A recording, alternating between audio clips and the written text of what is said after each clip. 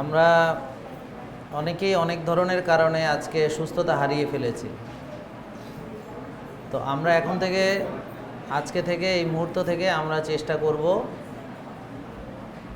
যে আমরা তো আর অতীতে ফেরত যেতে পারবো না, অতীতকে পরিবর্তনও করতে আমরা পারবো না, কিন্তু ফিউচার আপনার হাতে। অর্থাৎ আপনি আজকে যা করবেন এটি আপনার ফিউচার। আজকে আপনি আপনার যত্ন নিলে, তিলে তিলে একটু একটু করে আপনাকে গঠন করলে, এটা হবে আপনার ভবিষ্যৎ। আজকে আপনি যা করছেন এটাই আপনার ফিউচার। অর্থাৎ আমি যেই খাবারটা খাচ্ছি আজকে এবং বিগত 30-40 বছর ধরে আমি যেই খাবারটা খেয়ে এসেছি সেটার পরিণতি আজকে আমি ভোগ করছি। আবার আজকে থেকে যেই খাবারটা খাবো এটা আরও 10-15 বছর পরে আপনার ভবিষ্যতে সেটা কন্ট্রিবিউট করবে। অর্থাৎ কিনা আজকে যারা রোগী হয়েছেন তারা হয়তো তাদের স্বাস্থ্যের যত্ন, টেক কেয়ারটা করতে পারেন নাই, হয়তো তারা নিজের জন্য সময় বের করেন নাই, বা এক্সারসাইজের জন্য সময় বের করেন নাই, বা খাবার ক্ষেত্রে বুঝতে পারেন নাই যে এই খাবারগুলো আপনার জন্য সত্যি ক্ষতি হচ্ছে, এটা হয়তো আপনারা রিয়েলাইজ করতে পারেন না। যার ফলে আপনারা এই খাবারগুলো নিয়মিত খেয়েছেন। কারো বয়স এখন 40, কারো 50, কারো 60, কারো 65।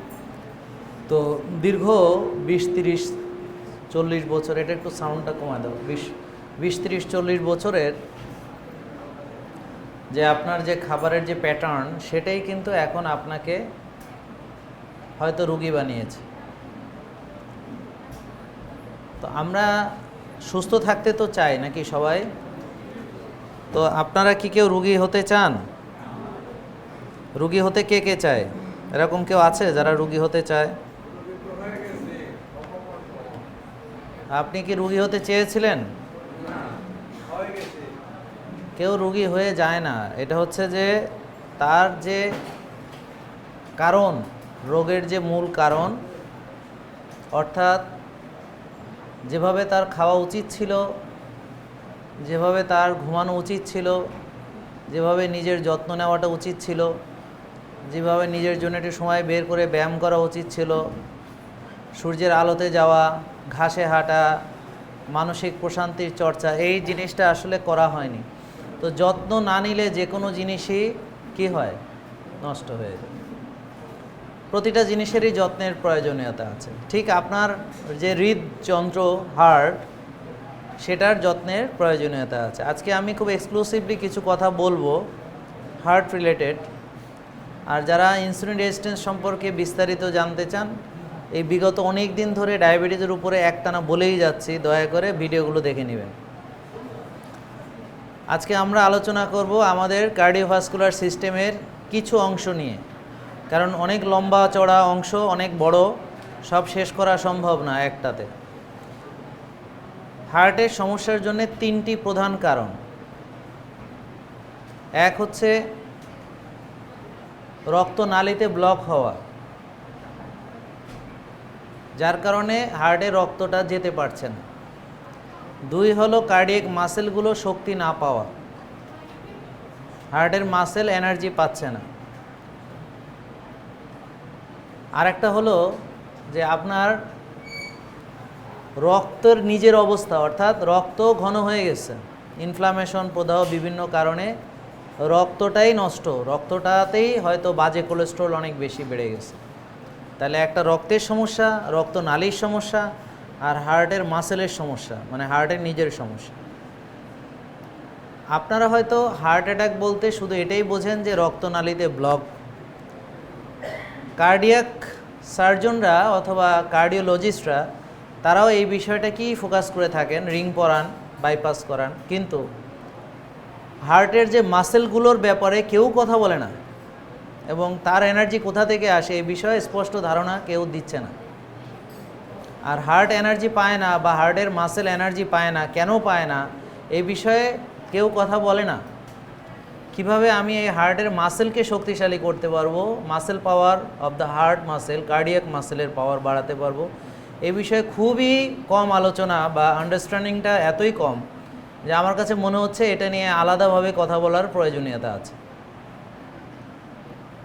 আপনারা যারা এখানে উপস্থিত হয়েছেন এবং যারা অলরেডি লাইভে যুক্ত হয়েছেন ফেসবুক এবং ইউটিউবে, গতকালকে আমরা একটা লাইভ করেছিলাম, অর্থাৎ প্রেস ক্লাবে গিয়ে আমি সোহেল তাজ ভাই, doctor Mohammad Mujibur Rahman from Thailand এবং আমাদের প্রফেসর নিসারুল আহমেদ, উনি from USA, Florida international university. আমাদের এই ভিডিওটি আপনারা দেখবেন। কে কে দেখেছেন? এখানে কেউ দেখেছেন? আপনারা সময় নিয়ে পুরোপুরি ভিডিওটা দেখবেন, শেয়ার করবেন। সাংবাদিক ভাইদের, যদি আপনার পরিচিত আত্মীয় স্বজন বা কারো ভিতরে, তাদেরকে এটা পাঠাবেন, তারা যেন এই জিনিসটা দেখে, তারা যেন এই জিনিসটার ব্যাপারে মানুষকে সচেতন করতে, সত্যটাকে সবার মাঝে পৌঁছে দিতে তারা তাদের ভূমিকাটা রাখে। সমাজকে পরিবর্তন করতে হলে সাংবাদিক, বুদ্ধিজীবী, বড় বড় সরকারি কর্মকর্তা, বিভিন্ন ডিফেন্সের যারা আছে, রাজনীতিবিদ যারা আছেন, সবার সক্রিয় অংশগ্রহণ দরকার। আজকে আমরা দেখলাম যে অনেক শিক্ষকরা এখানে যুক্ত হয়েছেন, তারা নিজেরাও চেষ্টা করছেন এবং অনেকে যারা আলেম সমাজ, যারা বিভিন্ন মসজিদে খুতবা দান করেন বা পাঞ্জেগানা নামাজ পড়ান, তারাও অনেকটাই সচেতন হচ্ছেন ধীরে ধীরে। আস্তে আস্তে তারাও এই বিষয়ে আশা করি কথা বলবেন। তো তাহলে আমরা মূলত ইনফ্লুয়েসড হই কাদের দ্বারা? শিক্ষকদের দ্বারা, মসজিদের ইমাম সাহেবদের দ্বারা, পলিটিশিয়ানদের দ্বারা, বুদ্ধিজীবীদের দ্বারা, বড় সরকারি কর্মকর্তাদের দ্বারা, সাংবাদিকদের দ্বারা, বিভিন্ন মিডিয়ার দ্বারা এবং আরও যারা সোশ্যাল মিডিয়াতে বিভিন্ন বিষয়ে তারা কাজ করছেন, এই ধরনের ইনফ্লুয়েন্সার যারা। তো মুশকিল হচ্ছে কি যে পূর্ণাঙ্গ যে একটা সুন্দর, একটা সামঞ্জস্যপূর্ণ বিষয়, এখানে আমরা ফোকাসে ঘাটতি দেখতে পাচ্ছি। অর্থাৎ কেউ এই বললাম হার্টের যে রক্তনালীর বিষয়ে তারা এটাকে অ্যাড্রেস করছেন, কিন্তু এর মূল কারণটা তারা আমাদেরকে জানাচ্ছেন না। ডায়াবেটিসে রক্তের চিনি মাপছেন, HbA1c দেখছেন, কিন্তু মূল কারণ কোষে জায়গা নেই, চর্বি জমেছে, ইনসুলিন রেজিস্ট্যান্স, সেটাকে আমলে আনা হচ্ছে না।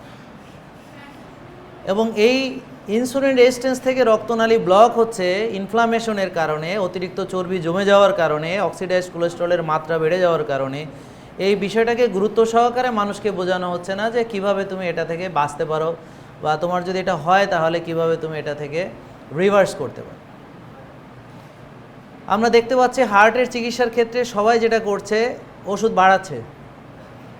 একটা কোনো লোকের হার্টে কিছু প্রবলেম ধরা পড়া 5টা ওষুধ আজীবন চলবে, সাথে যুক্ত হতে হতে হতে হতে যতদূর পর্যন্ত যাওয়া যায়। এটাই তো বাস্তবতা।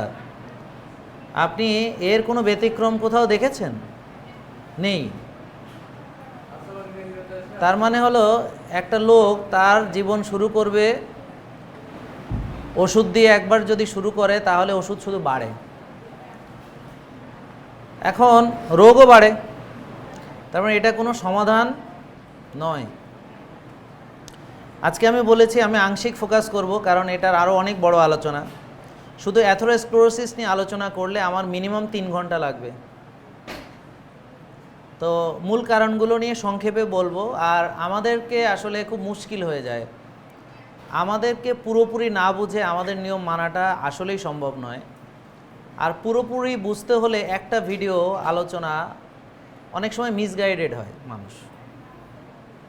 কারণ কি যে আমার সঙ্গে আমার খাবার, আমার ঘুম, আমার ব্যায়াম, আমার মানসিক প্রশান্তি বা আমার পরামর্শগুলো একটা লোককে সামঞ্জস্যপূর্ণভাবে, পূর্ণাঙ্গভাবে তাকে ফলো করতে হবে। কোথাও ঘাটতি থাকলে, বাড়তি থাকলে সে উল্টা রেজাল্ট পেতে পারে।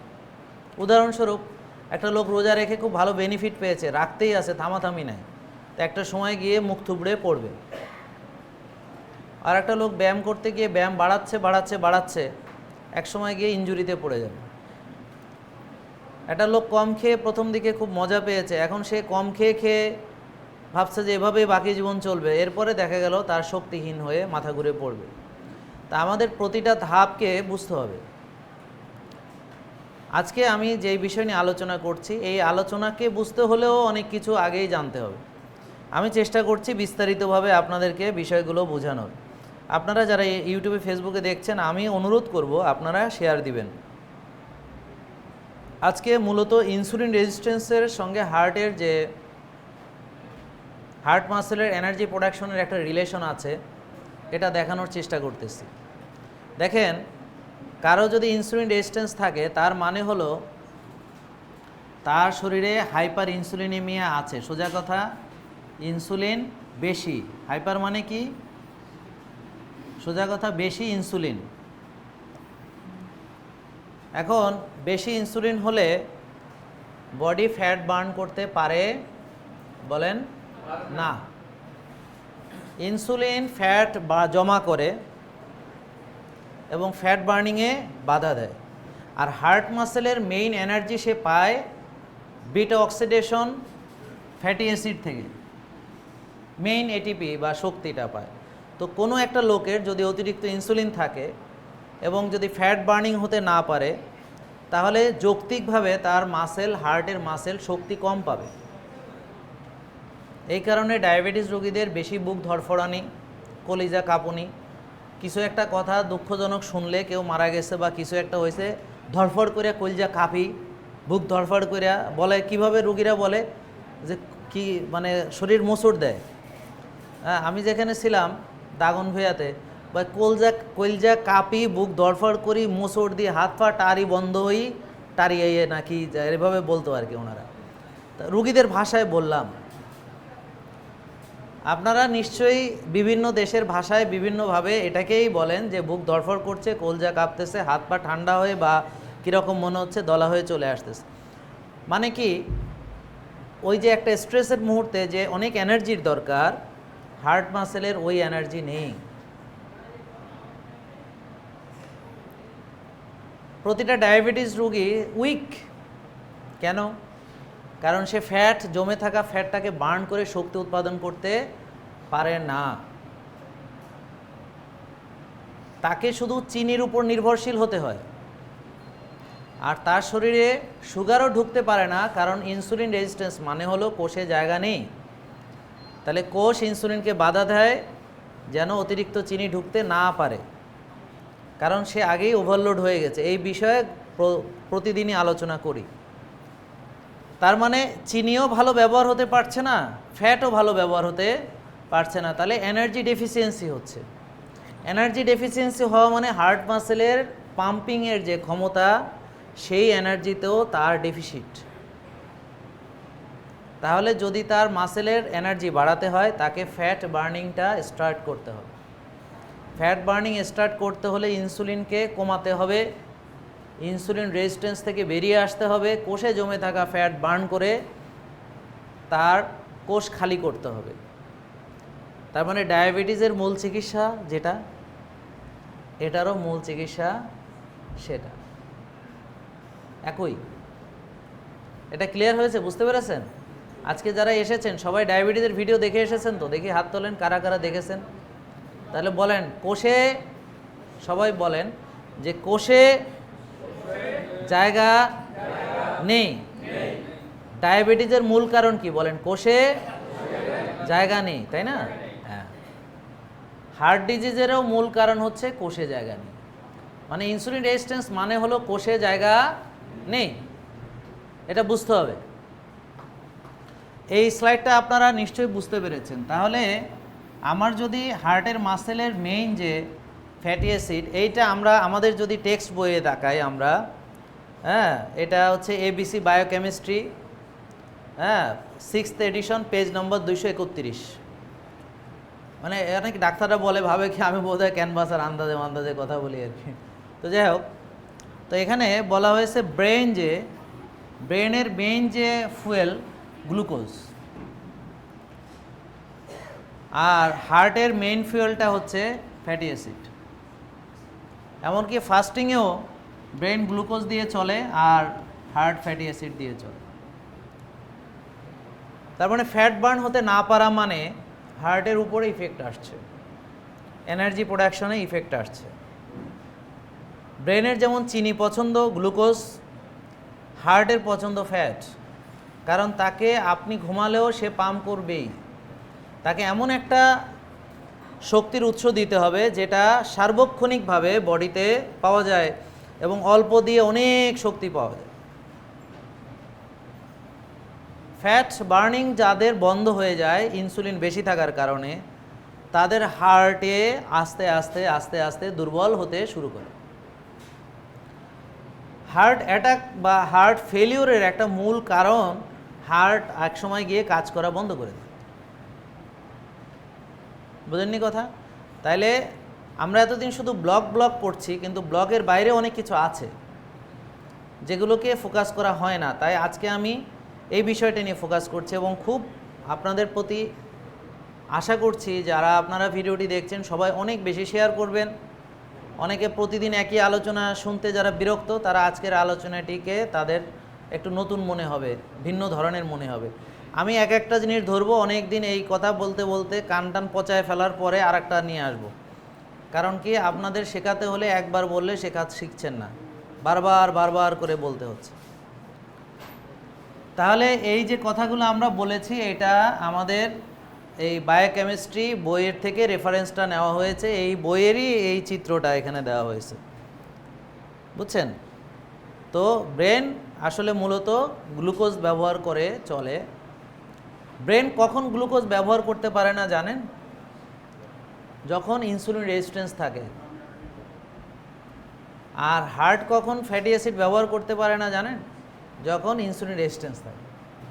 তার মানে টাইপ 3 ডায়াবেটিস, অ্যালজাইমার্স ডিমেনশিয়া বা ব্রেন ফগ, যা ডায়াবেটিস রোগীদের হয়, ভুলে যায়, এটা মনে থাকে না, ওটা মনে থাকে না, এভাবে ভুলে যেতে যেতে যেতে যেতে একসময় এমন অবস্থা হয় যে নিজের বাচ্চাদেরকেই চিনতে পারে না।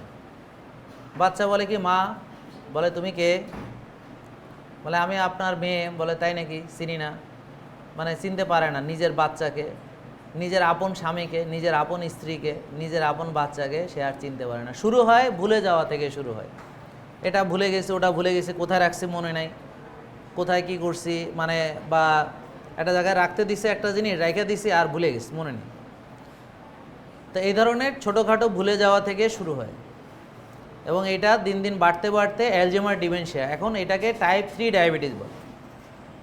কারণ ইনসুলিন রেজিস্ট্যান্স থাকাতে ব্রেন গ্লুকোজটাকে আপটেক করতে পারছে না।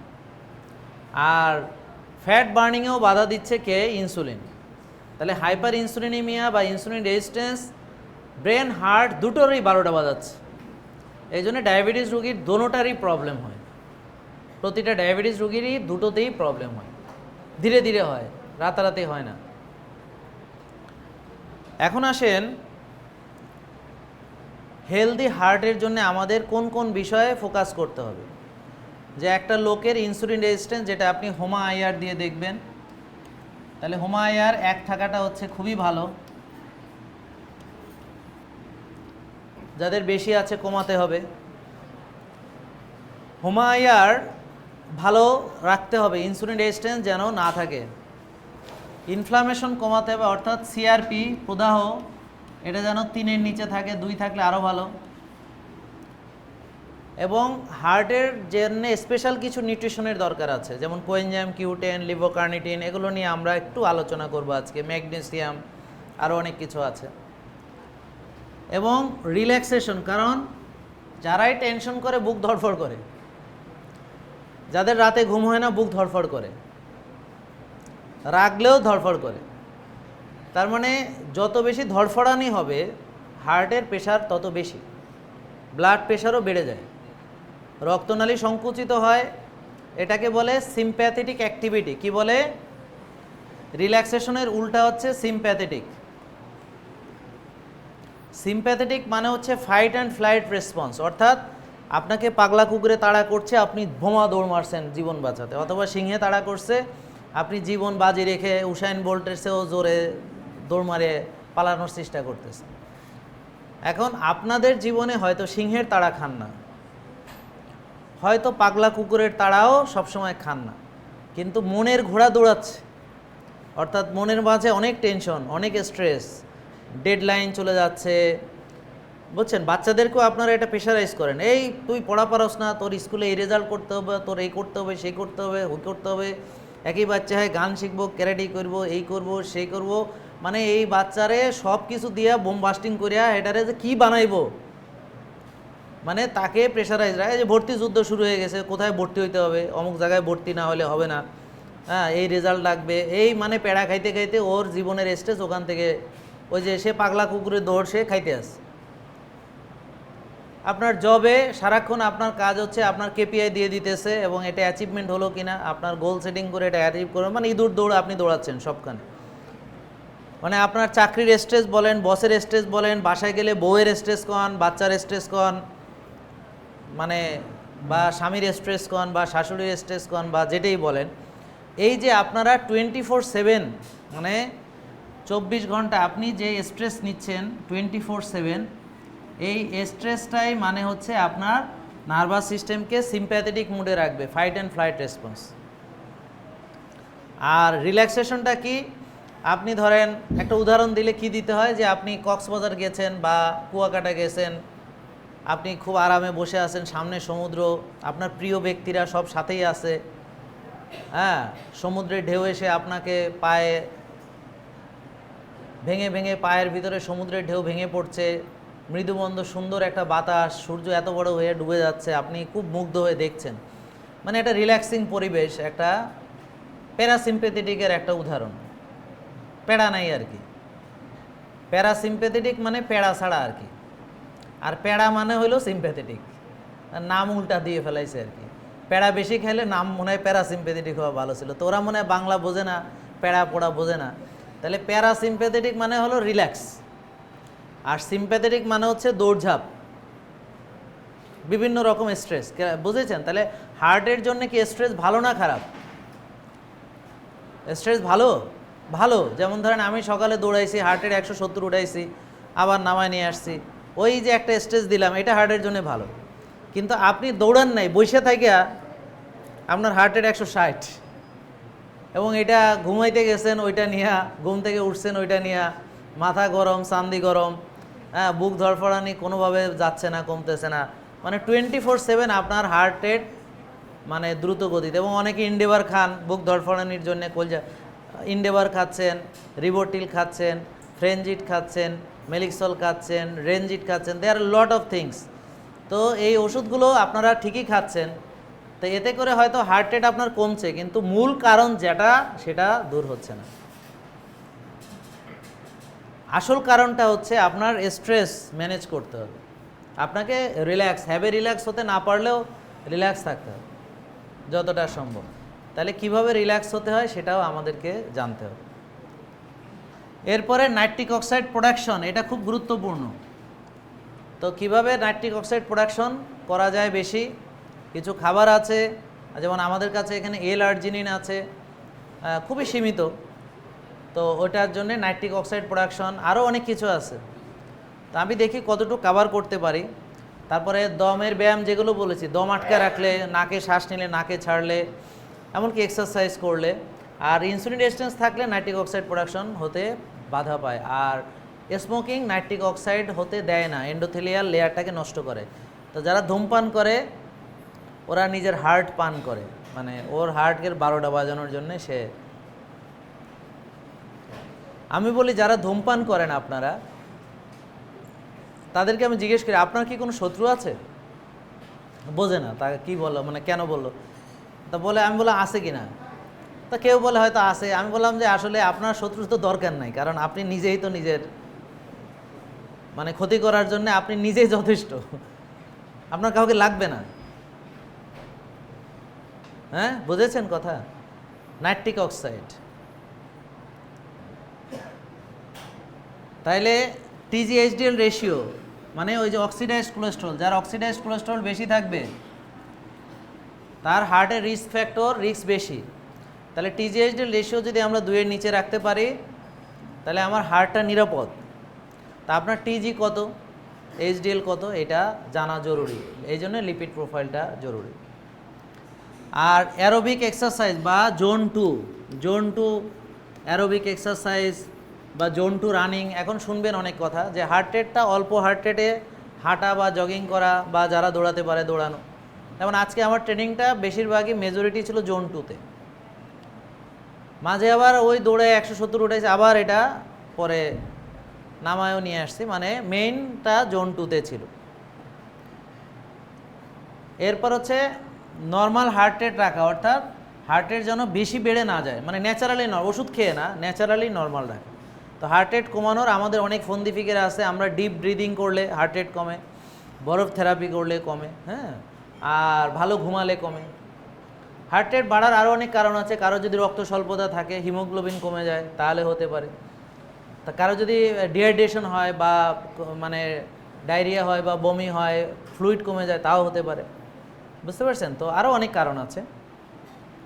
আরেকটা হচ্ছে আর্থিং অ্যান্ড গ্রাউন্ডিং, অর্থাৎ আমার একজন রুগী এসেছিলেন, তো ওনার এক ভাই, উনি হয়তো কোথাও কোনো এক জায়গার, আমি নাম বলছি না, উনি চিফ জুডিশিয়াল ম্যাজিস্ট্রেট, ওখানে ওনার ভাইকে, উনি আমার অনেক দিনের চিকিৎসা নিয়ে ওনার ভাইকে পাঠাইছেন। তো ভাই আমার সঙ্গে দেখা করতে আসছে, অলরেডি 4-5 জন মানে ঢাকার বড় বড় কার্ডিওলজিস্ট দেখানো শেষ, তার বুকে হার্টবিট ধামধাম ধামধাম করে এরকম করে, এটা সে কোনোভাবে সমাধান করতে পারেনি।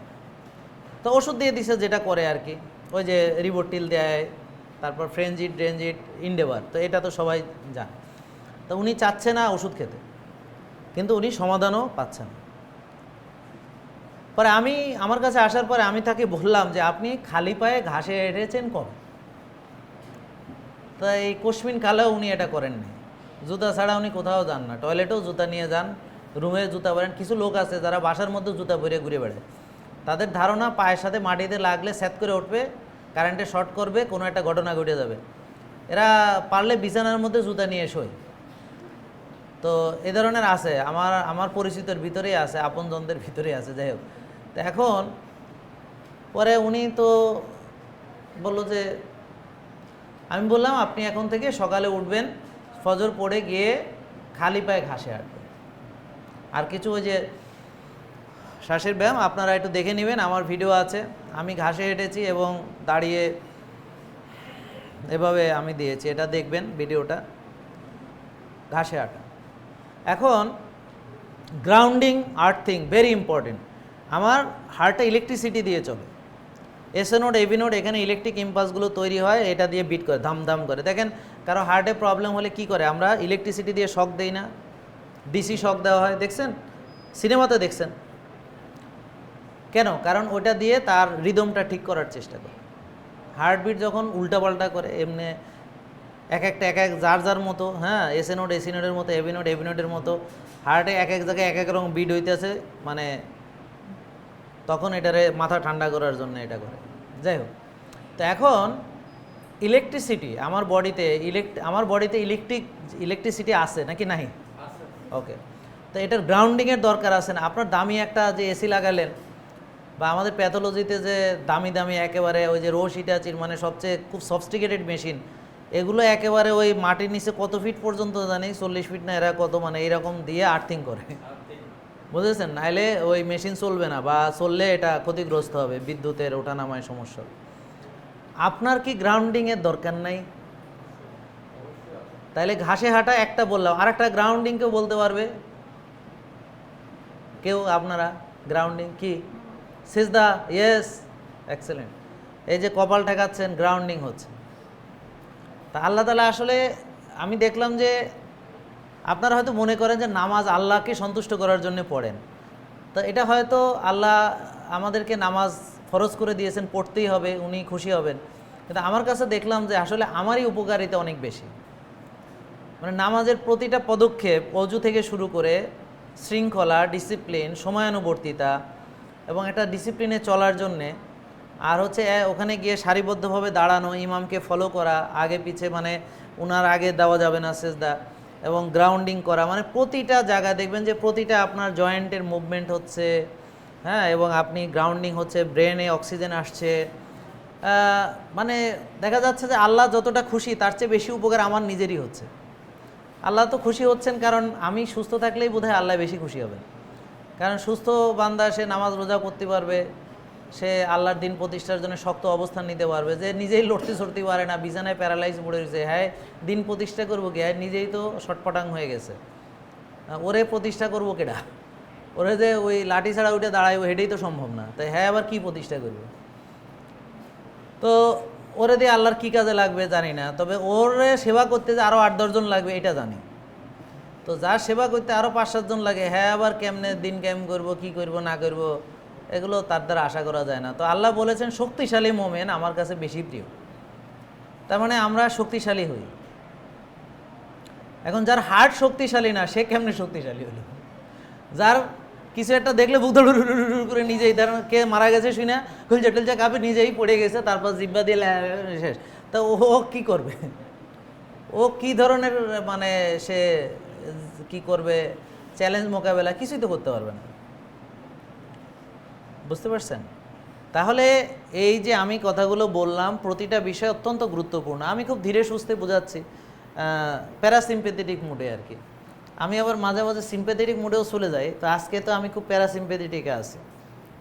হ্যাঁ, কারণ আমি প্রথমে আগে ভালো করে শিখাই, এরপর শিখাইতে শিখাইতে যখন দেখি যে পাবলিকে আর মানে এটা মানে টানে না, তখন যাইয়া চিত্তা মিথ্যা যাই আর কি। তাহলে এখন আসেন, ও আমি কোথায় গেলাম, আবার উল্টা দিকে গেলাম নাকি, ও না ঠিকই আছে। হ্যাঁ, তাইলে একটু আগে আমরা আলোচনা অলরেডি এটা করে ফেলেছি যে ইনসুলিন রেজিস্ট্যান্স থাকলে ফ্যাট অক্সিডেশন, বিটা অক্সিডেশন বা ফ্যাট বার্নিং হতে পারে না। একদমই হয় না ব্যাপারটা তা না, ইয়েস, কমে যায়, ডিক্রিজ করে, যে শরীরের এক এক জায়গায় তো এক এক রকম, একসঙ্গে তো সব নষ্ট হয়ে যায় না, তাহলে তো আপনি বাঁচবেনই না, কমতে থাকে। ফ্যাট অক্সিডেশনের যে ব্যবহার, যে ফ্যাট অক্সিডেশন বা ফ্যাট বার্নিং করে এনার্জির যে নেওয়ার ক্ষমতা, এটা বডিতে আস্তে আস্তে কমতে থাকে। তাহলে insulin resistance should be corrected.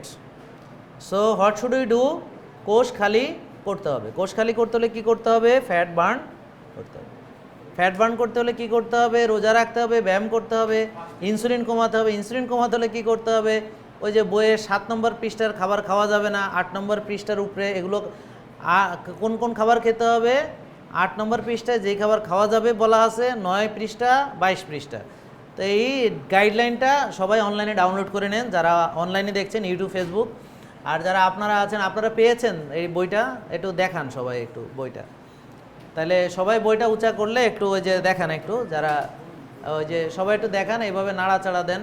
বইটা বইটা আপনি ফাইল না, বইটা দেখান আপনারা, ফাইল এইটা হলো বই আর ফাইল হচ্ছে ওইটা। হ্যাঁ, থ্যাংক ইউ।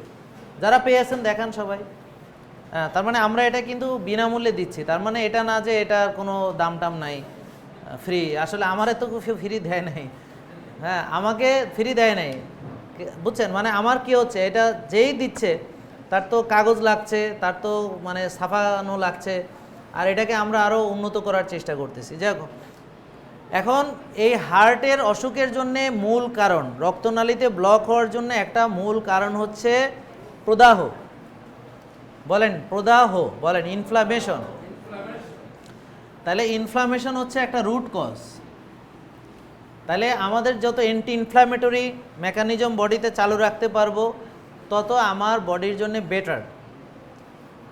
তাহলে অ্যান্টি ইনফ্ল্যামেটরি একটা জিনিস আপনাদেরকে ফ্রি শেখাই, সেটা হলো ধরেন আপনি একটা মাসেলকে পাম্প করছেন এইভাবে, তো এখানে মায়োকাইন্স রিলিজ হবে, এটা হচ্ছে অ্যান্টি ইনফ্ল্যামেটরি সাইটোকাইন্স ইন্টারলিউকিন 6, যেটা কিনা আপনার প্রদাহ কমাতে সহযোগিতা করে। তাহলে ফিজিক্যাল অ্যাক্টিভিটি, রিল্যাক্সেশন, কারণ স্ট্রেসে প্রদাহ বাড়ে, আর নষ্ট খাবার খেলে প্রদাহ হয়, বারবার খেলে বেশি বেশি প্রদাহ হয়, আর রোজা রাখলে প্রদাহ কমে, না ঘুমাইলে প্রদাহ বাড়ে, ভালো ঘুমাইলে প্রদাহ কমে। তাহলে বেশি খাওয়া আমার জন্য ভালো না। আর প্রাকৃতিক খাবার খেলে আল্লাহর দেওয়া যেটা প্রাকৃতিক, যেটা মানুষ কোনো নষ্ট করেনি বা কোনো জিন মডিফাই করেনি বা প্রসেস করেনি, ওই খাবারগুলো বডিতে প্রদাহ তৈরি করে না। প্রদাহ তৈরি করে হচ্ছে যেই খাবারগুলোকে বডি ডিটেক্টই করতে পারে না যে ও এটা কি ফুড, আরে তোকে তো আমি চিনি না, মানে ওর চরিত্র নষ্ট করে ভিতরে ঢুকাই দিছে, মানে জেনেটিক্যাল মডিফাইড করছে, অথবা কেমিক্যাল মেশাইছে, অথবা প্রিজারভেটিভ অ্যাড করছে, বা সুগার দিয়ে দিছে। সুগার তো ইনফ্লামেটরি, সুগার ইজ এখন ড্রাগ। সুগার কি একটা drug, inflammatory drug. Sugar itself একটা drug, poison. Sugar is pure poison. কোনটা pure sugar is pure poison. আর খাবারে যে চিনিটা আসে সবজি থেকে আসে ওগুলো না। কিন্তু এই চিনি প্রকৃতিতে পাওয়া যায়, প্রাকৃতিকভাবে কোনো চিনি উৎপাদন করা যায়। যেমন ধরেন এইখানে যে কোকোনাট সুগারটা আপনি দেখতে পাচ্ছেন, এটা ওইসব চিনির চেয়ে অনেক বেশি। এটা খাবে সে মেনটেনিংয়ে এসে, তাও খুব অল্প পরিমাণ। বুঝেছেন ব্যাপারটা? এখন গ্রাসফিড ঘি, এটা হচ্ছে এক anti inflammatory, coconut oil anti inflammatory. অন্যদিকে soybean oil, rice bran, canola, sunflower, all are processed oil, industrial oil, all are inflammatory. ডুবো তেলে ভাজা ইনফ্ল্যামেটরি, গরুর মাংস কালা ভুনা ইনফ্ল্যামেটরি। আর যদি মাংসটা গ্রাসফিড না হয়ে যদি আপনার এমন মাংস হয় যেটাকে কিনা ফিড খাওয়ানো হয়েছে, তাহলে ওই গরুর মাংস ইনফ্ল্যামেটরি। চাষের মাছ প্রদাহ তৈরি করে, চাষের মুরগি, ফার্মের মুরগির ডিম, যতই সাইনবোর্ড থাকুক ওমেগা 3, আসলে যেই মুরগি ঠিক নেই ওর পিছন দিয়ে ওমেগা 3 ডিম বেরোয় না। বুঝেন না কথা?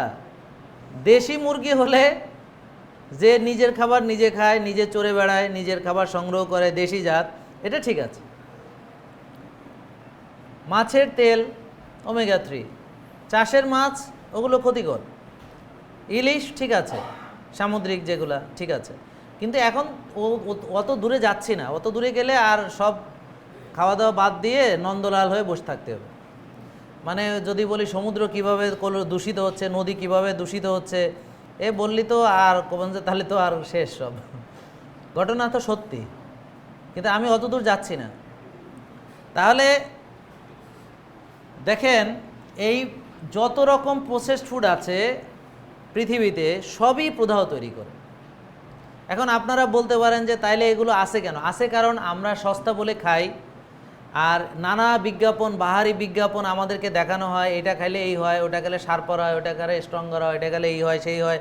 কারণ এরাই পুরো পৃথিবীকে চালায়, এদের অর্থ দিয়ে সব চলে। তো এই জন্য এদের বিরুদ্ধে কেউ কোনো কথা বলতে পারে না, বলা সম্ভবও নয়। তাহলে আমরা কি করতে পারবো? আমরা শুধু আমার মুখটাকে বন্ধ করে দিতে পারবো, যে আমার মুখে ওগুলো ঢুকাবো না, এতটুকুই পারবো আমরা। কারণ ওরা অবশ্য আপনাকে পিস্তল ঠেকায় না যে এই সয়াবিন তেল না খেলে ব্রাশ ফায়ার করে দেবো, এটা বলে না। এদিক থেকে তারা ভালো আছে। আর আপনি নিজেই টাকা দিয়ে কিনে খান। এখন আপনাকে সচেতন করলে আপনি যদি এটা না খান এবং কেউ যদি না খায়, শেষ, ও বাজার থেকে বিলীন হয়ে যাবে। যেমন কোডাক ফিল্মে আগে আমরা ছবি তুলতাম, ফুজি ফিল্ম, আপনারা জানেন কিনা, তো ক্যামেরায় একটা চিপ দেওয়ার আগে মানে এরকম 10 বার ভাবতাম যে ফিল্মটা নষ্ট হচ্ছে কিনা, মানে is it okay or not. আর এখন তো মোবাইলে টিপতেই থাকে, টেপাই থামায় না, কারণ জানে যে ফিল্মের অভাব নাই। আর যেমন আমার এখানে 1 টেরাবাইট আছে, তো আমি তো সারাদিন টিপলেও এটা শেষ করা যাবে না। বোঝেন নাই কথা? আর ওখানে একটা টিপ দেওয়ার আগে, তো এখন কোডাক ফিল্ম কি আছে বাজারে? বুঝতে পারছেন? এখন আপনার মানে এখন এমনকি ডিজিটাল ক্যামেরাও, আমার একটা 75,000 টাকা দিয়ে ডিজিটাল ক্যামেরা কিনছিলাম, ডিএসএলআর। পরে আইফোন যখন ব্যবহার করে দেখলাম এ দিয়ে ছবি তুলে ঠাস করে মেরে দিই, ঝামেলা নাই। আর ওখানে সেই মেমোরি কার্ড বাইর করতে হবে, কম্পিউটারে ঢুকাইতে হবে, সেখান থেকে আবার বাবারে বাবা, তাহলে ওইটা বাদ হয়ে গেছে, এইটা আসছে আর কি। তো বহুদিন মোবাইল দিয়ে তো চালাইছে, এখন আবার এইগুলো চালাচ্ছি, এগুলো আবার আধুনিক আসছে।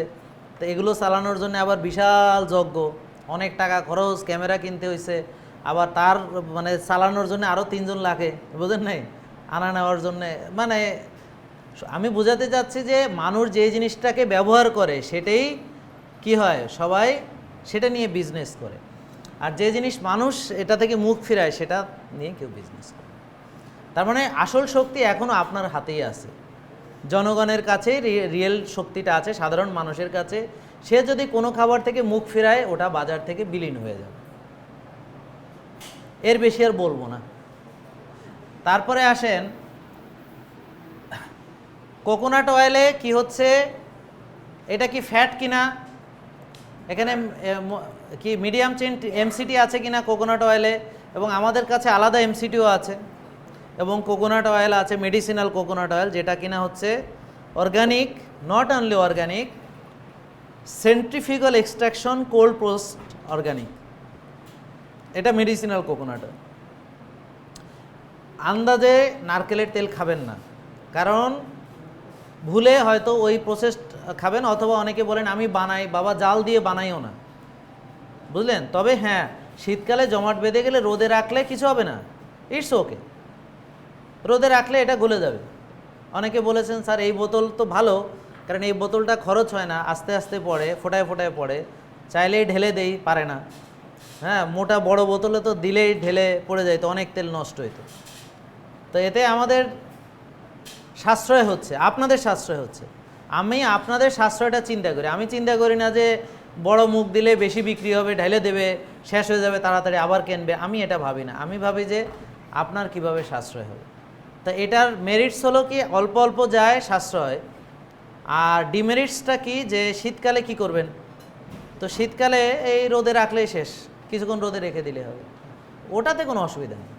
বুঝেছেন কথা?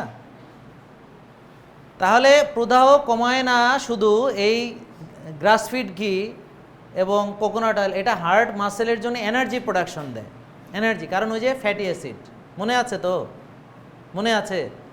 আর আমাদের বলে ফ্যাট খাবা না, হার্টের রোগী হলে কুসুম খাবা না, ঘি খাবা না, ফ্যাট খাবা না, মানে উপদেশটা সম্পূর্ণ উল্টা। দেখেন, ওরা যারা বই পড়েছে তারা নিশ্চয়ই এটা জানে যে ফ্যাটি অ্যাসিড হার্টের প্রাইমারি ফিউল, কথা বুঝতে পারছেন?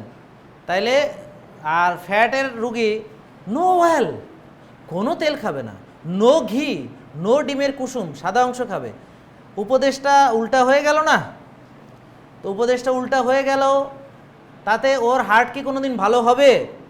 তাহলে যারা 5টা 6টা ওষুধ খায় এবং কার্ডিওলজিস্ট দেখায় এবং ওদের দেওয়া উপদেশ মেনে চলে, তাদের হার্ট দুর্বলই থাকে, রিং পরায় দুর্বলই থাকে, কেটে ফেলে তাও দুর্বল থাকে।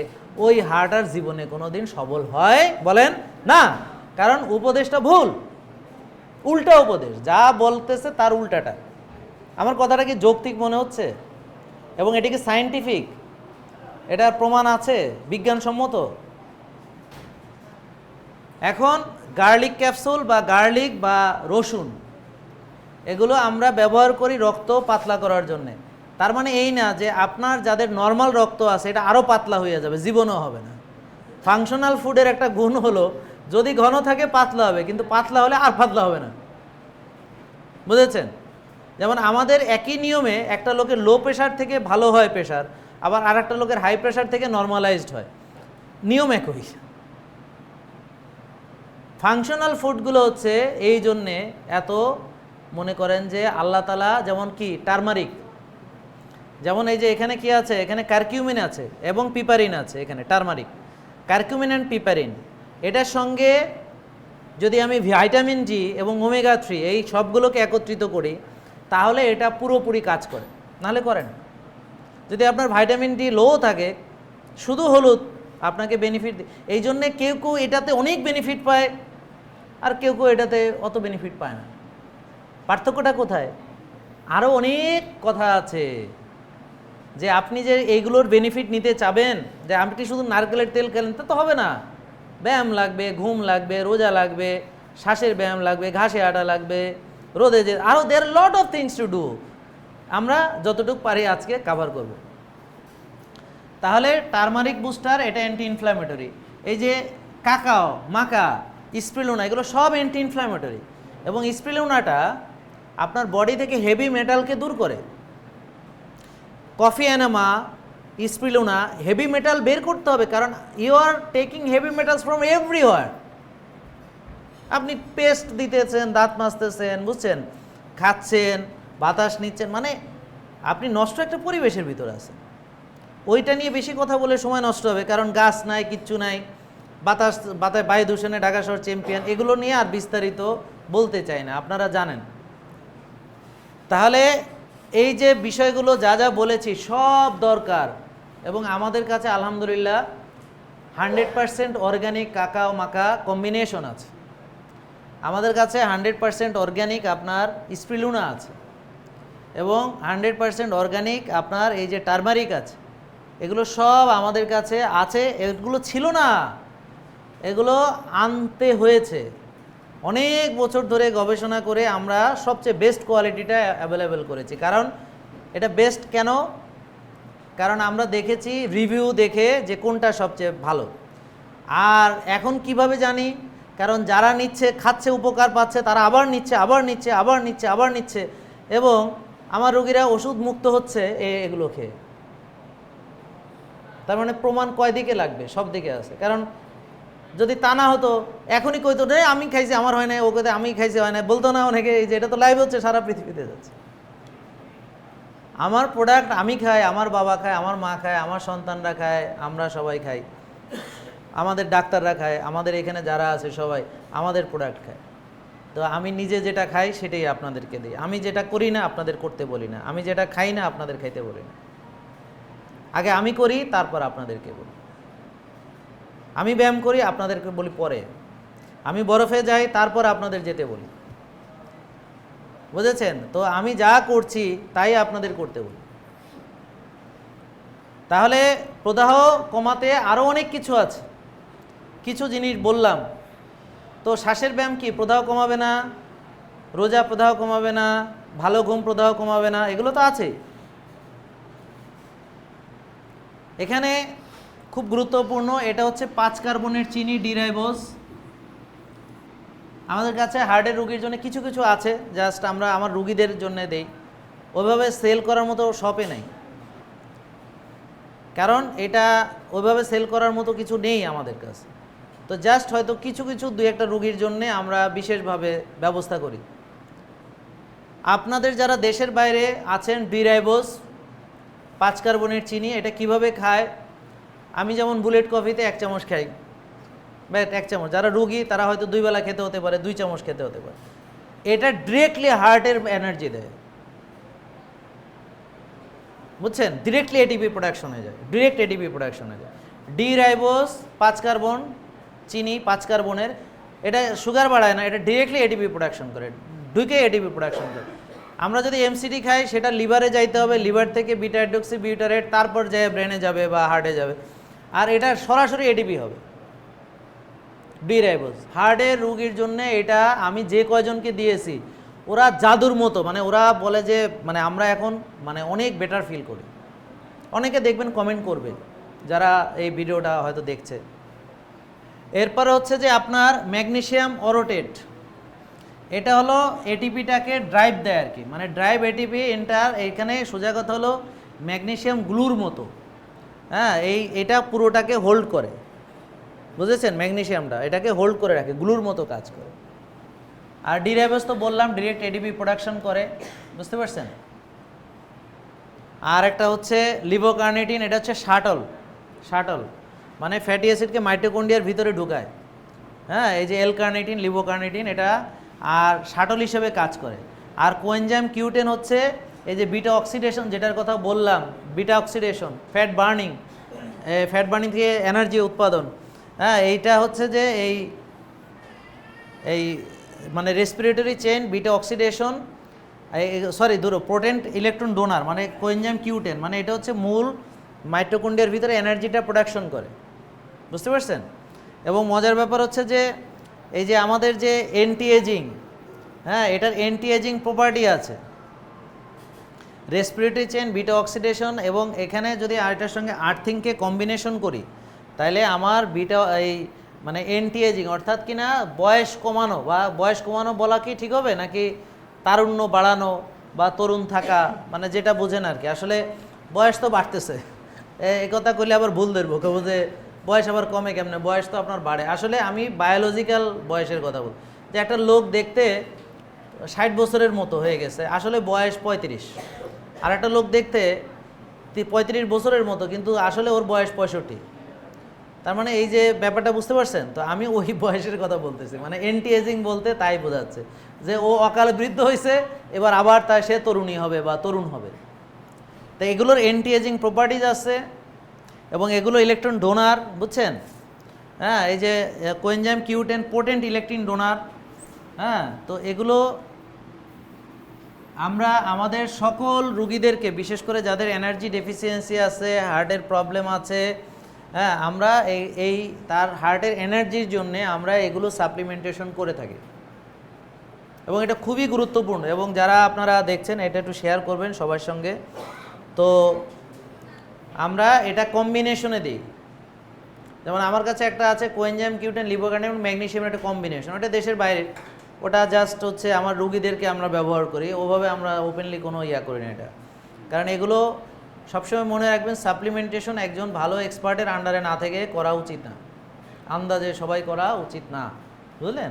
এটা জানতে হবে। তো এগুলো আমরা ব্যবহার করি আর কি। এবার আসেন প্যারাসিম্পেথেটিক বা রিল্যাক্সেশনে, বা আপনার নার্ভাস সিস্টেমটাকে আপনার সিম্প্যাথেটিক থেকে প্যারাসিম্প্যাথেটিক আনার জন্যে কি করতে হবে?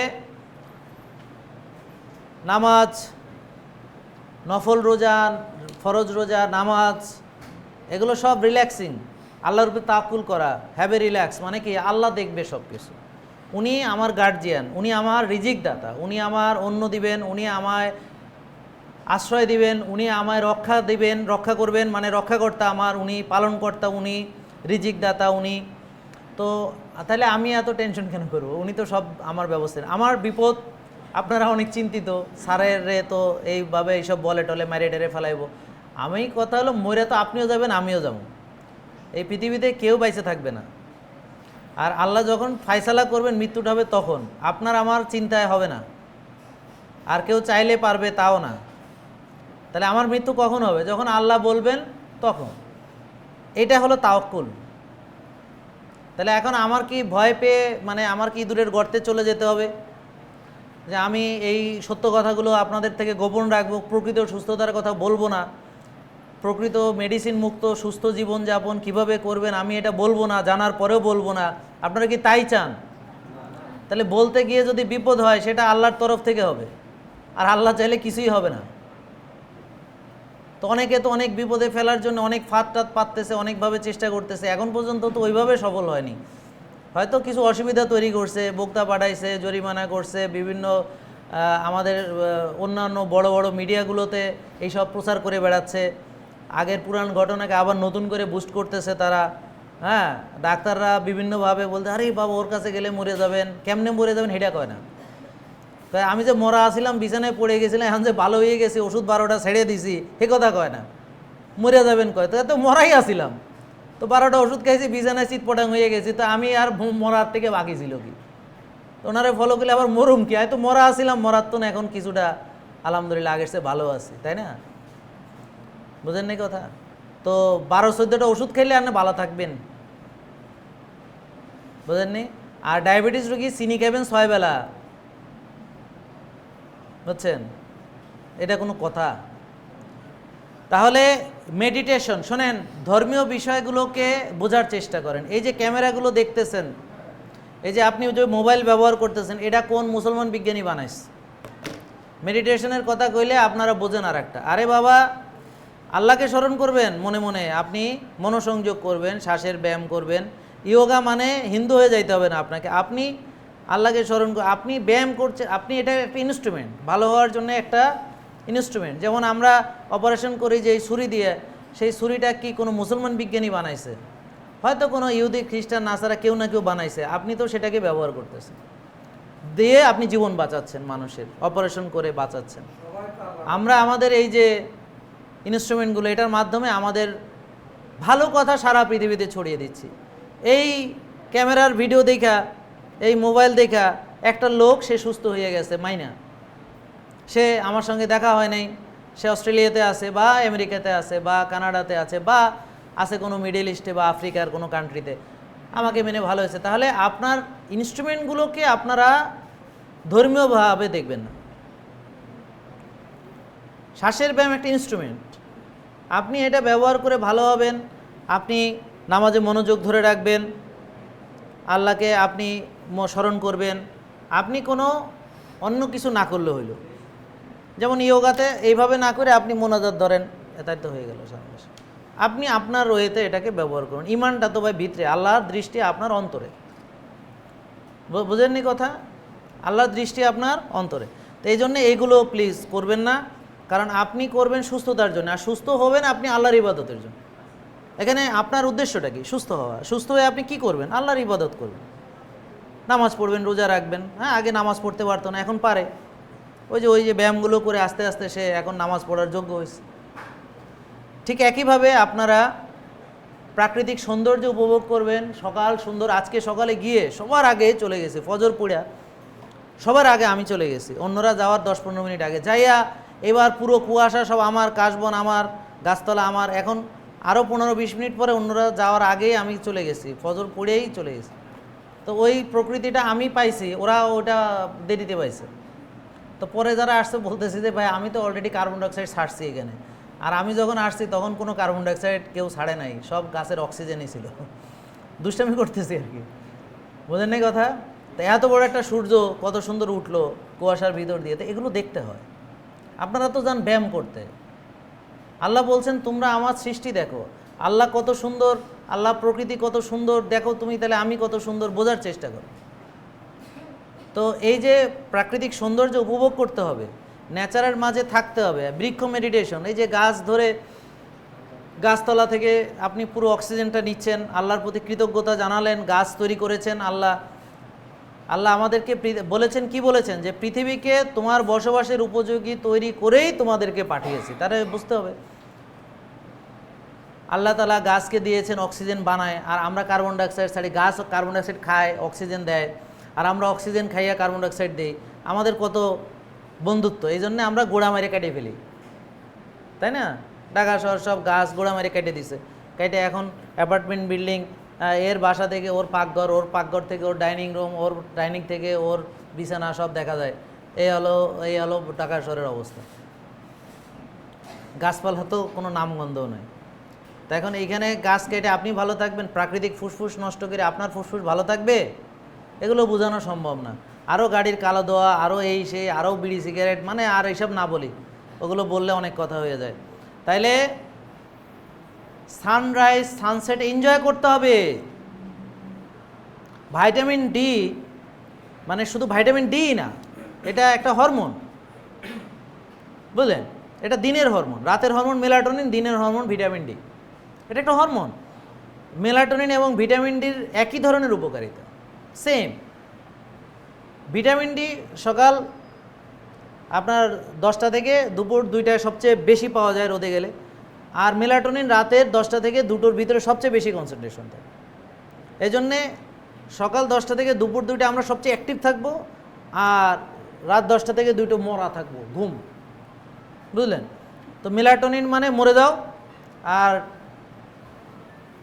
দিনের আলো, সূর্যের আলো। ভিটামিন ডি মানে উজ্জীবিত হও, হাসি দাও, মানে সব কাজ করো, পারফরমেন্স। এটাকে সার্কাডিয়ান রিদম, আপনি এটাকে ফলো করতে হবে। আল্লাহ বলেছেন যে সামঞ্জস্য করে দিয়েছি তোমাদের, তোমার হরমোন কখন কোনটা আসবে, সূর্যের সঙ্গে, চাঁদের সঙ্গে, আলোর সঙ্গে, অন্ধকারের সঙ্গে এটা সম্পর্কিত। এখন তুমি যদি রাত 2টায় ঘুমাইতে যাও, তাহলে তুমি ভালো থাকতে পারো। কেউ যদি বলে যে আমি সুস্থ আছি, রাত 2টায় ঘুমাই, আমি বললাম আপনি সুস্থ থাকেন, আমি কতদিন থাকেন শুধু সেটা দেখব, যে কতদিন থাকেন, বুঝলেন? একেবারে বিপদে না পড়ার আগে তো কেউ সচেতন হয় না। যতই ওয়াজ করতেছি যে রাতে ঘুমান, হ্যাঁ আর তো কিছু হয় না, আমি তো সারা রাত জাগি, 2টার আগে ঘুমাই না। ঠিক আছে, অপেক্ষা করেন। আর আমার কাছে তো আসতেছে যাদের অলরেডি জায়গায় জায়গায় অবস্থা খারাপ, তারাই তো আমার কাছে আসতেছে, তা আমি তো এদেরকে দেখতেছি। আর ও আসবে, তবে ভালো থাকতে আসবে না। আর আসারই বা দরকার কি? সে যদি আর্লি ঘুমায় তা তো আসারই দরকার। তো এই যে বিষয়গুলো, এগুলোকে আমরা গ্রাউন্ডিং, তারপর একটু খেলাধুলা হার্টকে ভালো রাখে, হালকা খেলাধুলা, একটু হালকা প্রতিযোগিতা, একটু ব্যাডমিন্টন খেললেন বা একটু মানে একটু প্রতিযোগী একটা মনোভাব থাকবে, একটু মানে এটা ব্রেনকে, হার্টকে উজ্জীবিত রাখে। এটা প্লেফুল, মানে আপনাদেরকে শৈশবে ফেরত যেতে হবে, বাচ্চা ব্যবস্থা করতে হবে। বুড়া হয়ে গেছে, খেলাধুলা নাই, আনন্দ উৎসব নাই, কিছু নাই, মেন কী সব জীবন, তাই আর হার্ট ভালো থাকবে কেমন? হার্টের ভিতরে কোনো দোলা নাই, কিচ্ছু নাই, তো এটা হলো না। তার মানে দেখেন এখানে কতগুলো অ্যাসপেক্ট আছে, বুঝেছেন? ভালো থাকার কতগুলো, আপনার স্পিরিচুয়াল অ্যাসপেক্ট আছে, আপনার মানসিক অ্যাসপেক্ট আছে, শারীরিক তো আছেই, এনার্জির জন্যে কত কিছু দরকার। প্রপার নিউট্রিশন দরকার, ইমব্যালেন্স থাকলে সেটাকে কারেক্ট করার দরকার, ভালো ভিটামিন ডি দরকার, হ্যাঁ, ডিপ ব্রিদিং দরকার, ডায়াফ্রাম পেট ফুলায়, মানে ডিপ ব্রিদিং, আমার ব্রিদিংয়ের ভিডিওগুলো দেখবেন, মানে দের লট অফ থিংস এখানে, আরও অনেক কিছু আছে যেটা আনা সম্ভব না, কিছু আনা হলো। তাহলে নাইট্রিক অক্সাইড প্রোডাকশনের জন্য ওই যে শ্বাসের ব্যায়াম, বুঝতে পারছেন? তারপর ওই যে L-আর্জিনিন আমাদের কাছে আছে সামান্য কিছু, এটা জাস্ট আমাদের রোগীদের জন্য।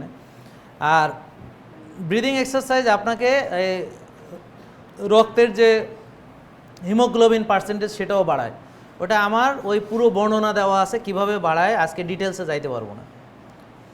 তাহলে আপনারা যেই হট কোল্ড শাওয়ারের কথা আমি বলেছি, তো হট কোল্ড শাওয়ারের জন্য আমি যে এটা বলি, আগে উইম হফের যে শ্বাসের ব্যায়াম, এটা ভিডিওতে দেখে নেবেন, আমার 6 রাউন্ড করবেন, করে তারপর একটু ঘাম ঝরানো ব্যায়াম করে তারপর গিয়ে গায়ে, মাথায় না, গরম পানি ঢালবেন, তারপর গিয়ে 1-2 টুকরো বরফ নিয়ে বড় বালতিতে, বা যাদের বাচ্চা বাচ্চা আছে তো ওগুলো অল্প আগে প্র্যাকটিস করবেন, আবার গরম পানি, আবার একটু প্র্যাকটিস করবেন, এভাবে আস্তে আস্তে বরফের পরিমাণ এবং ঠান্ডার পরিমাণ বাড়বে এবং সময় বাড়বে। মাথায় ঢেলে আগেই ঠান্ডা মান্ডা লাগায়, আর লাস্টে গিয়ে গরম পানিতে গোসল করে তারপর নর্মাল পানি দিয়ে ফ্রেশ হয়ে বেরোবেন, যেন ঠান্ডা ঠান্ডা না লাগে। আর আমি বরফে ডুবো দিয়ে থাকি, আমি ওদিন 3.25 মিনিট ডুব দিয়েছিলাম, বা 3.5 মিনিটও থাকি শ্বাস টেনে নিয়ে, তো আমাদের এখন কিছু হয় না, বরং আরও শক্তিশালী। আর আপনি প্রথমেই ডুব দেওয়ার দরকার নেই, মাথায় ঢালারও দরকার নেই, আস্তে আস্তে প্র্যাকটিস করতে করতে করতে করতে আপনিও পারবেন। আমি তো পুরো বাথটাবের মধ্যে বরফ দিয়ে ওর মধ্যে ডুবো দিই, তা আপনার এখন দরকার নেই, আপনি পরে পারবেন।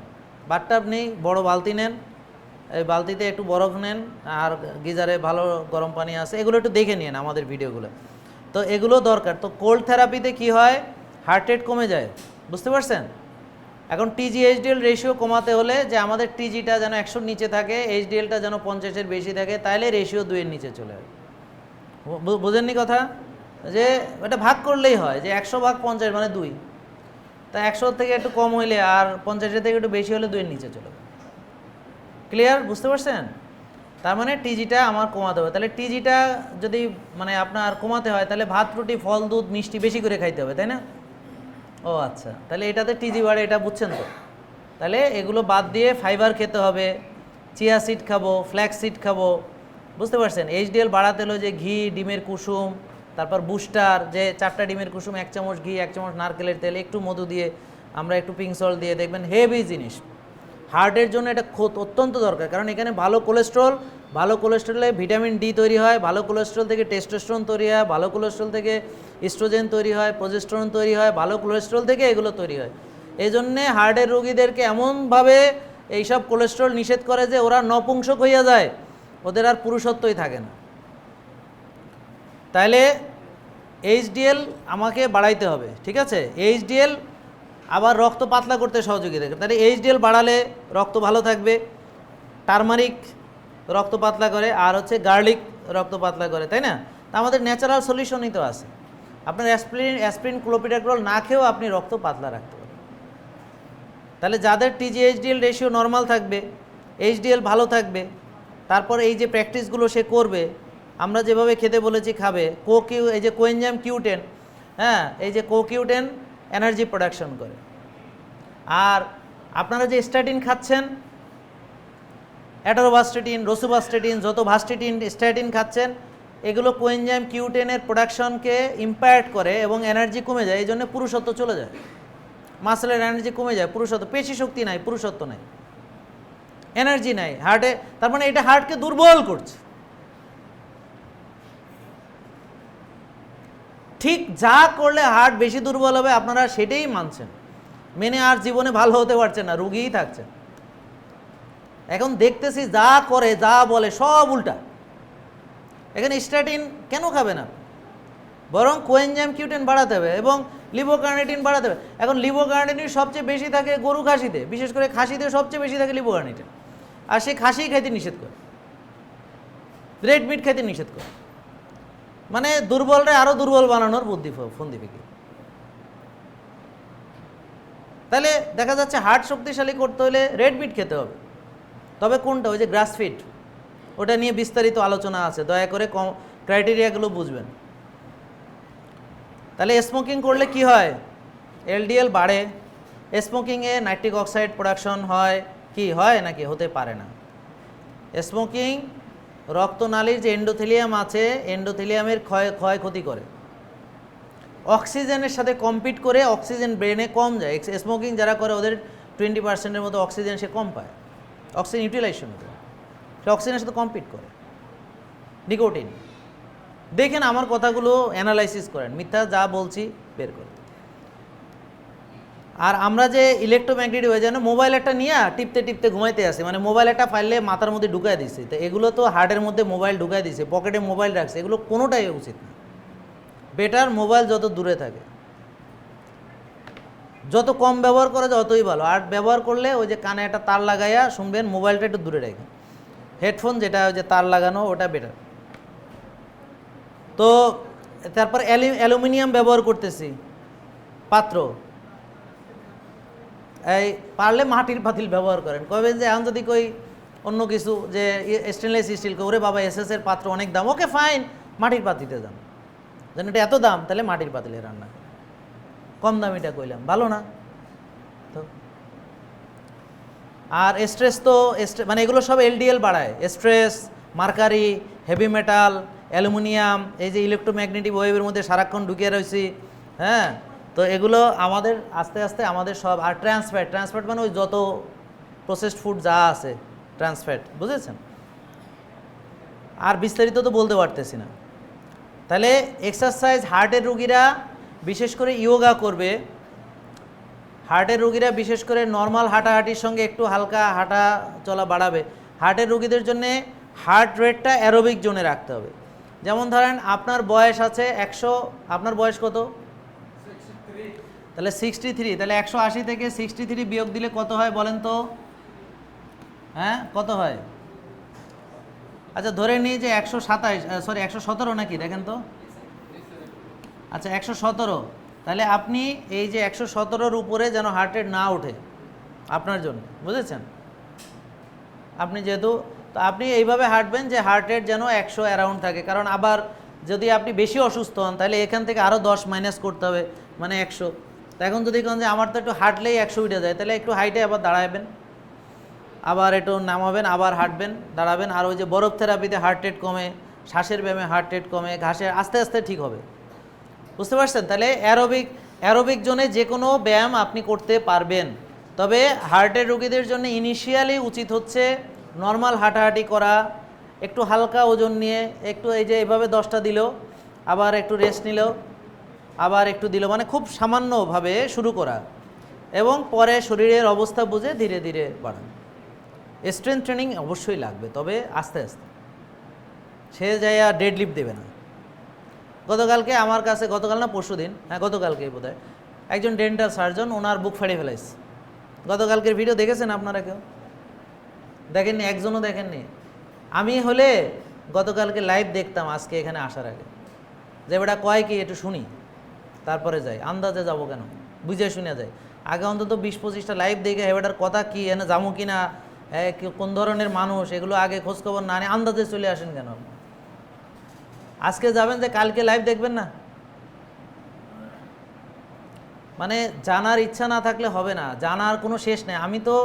আমি যা জানাতে আপনাদেরকে চাই তার আমি 10 ভাগ নিয়েও কাজ করতে পারতেছি না। কেন জানেন? কারণ আপনারা ওই মানে বেসিক ABCD শিখতেছেন না। তা আমি আপনার মাস্টার ডিগ্রি নলেজ দিয়ে কী লাভ হবে? আমি সারা দিন রাত এগুলো নিয়ে থাকি।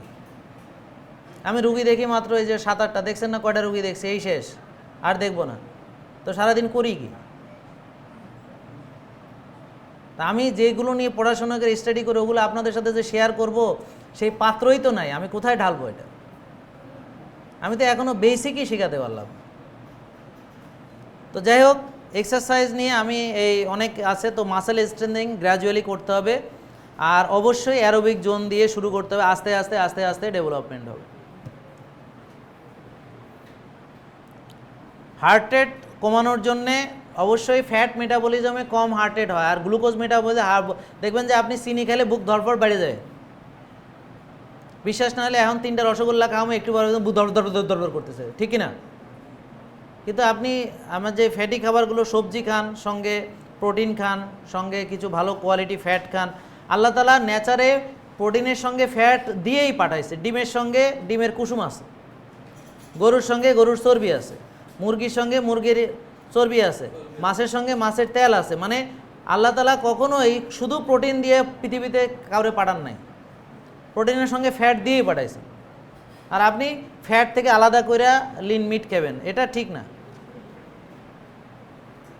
বুঝলেন? তাহলে আপনাকে quality fat, quality protein, quality fibre, শাকসবজি দিয়ে ডিম, মাছ, মাংস, ভালো তেলে সরিষা বা আপনি যেভাবে অলিভ অয়েল দিয়ে যারা সবজি করবেন, এগুলো নিয়ে বিস্তারিত আলোচনা, ওদিকে যেতে পারবো না আজকে। তো হার্ট রেট আপনি যখন দেখবেন আমাদের নিয়মে খাবেন, হার্ট রেট আস্তে আস্তে কমছে। রোজা রাখবেন, হার্ট রেট কমছে। ভালো ঘুমাবেন, হার্ট রেট কমছে। বরফ থেরাপি করবেন, হার্ট রেট কমছে। বুঝতে পারছেন? তাহলে আইস থেরাপি, গ্রাউন্ডিং করেন, ব্রিদিং করেন, ডিপ ব্রিদিং। দেখেন এখানে আপনার হার্ট রেট এখন কত, আপনি দেখেন এইভাবে কত আছে। তারপরে 20 মিনিট লম্বা করে পেট ফুলে ধীরে ধীরে শ্বাস নেন, আর আস্তে আস্তে আস্তে আস্তে ছাড়ুন। দেখেন 20 মিনিট পরে আরও 10-15 কমে গেছে। বরফে গেলে যাওয়ার আগে কত দেখবেন, যাওয়ার সাথে সাথে 10-15-20 কমে গেছে। তাহলে হার্ট রেট কমানোর জন্য ইন্ডেভার ছাড়াও অনেক কিছু আছে। আপনারা কেন ইন্ডেভার খান? ভেরি ইজি, শেষ হয়ে গেল। বোঝেননি কথা? ওষুধ কেন খায় মানুষ? কারণ ভেরি ইজি, ডাক্তার লিখবে, ডাক্তারের সময় নেই, আপনি খা, শেষ, কিছু করা লাগবে না, খালি ওষুধ কিনবেন। ওনারও লিখতে সময় লাগে না, আপনারও কিনতে সময় লাগে না, খাইতে সময় লাগে না, আপনি খেয়ে যাইতেছে। কিন্তু এটা যে আপনার কত বড় ক্ষতি করতেছে ওই ওষুধের গায়ে লেখা আছে, ও তো জীবনে পড়বেন না। তাহলে সুগার মেটাবলিজম হচ্ছে হার্ট রেট বাড়ায়, ফ্যাট মেটাবলিজম হার্ট রেট কী করে? কমায়।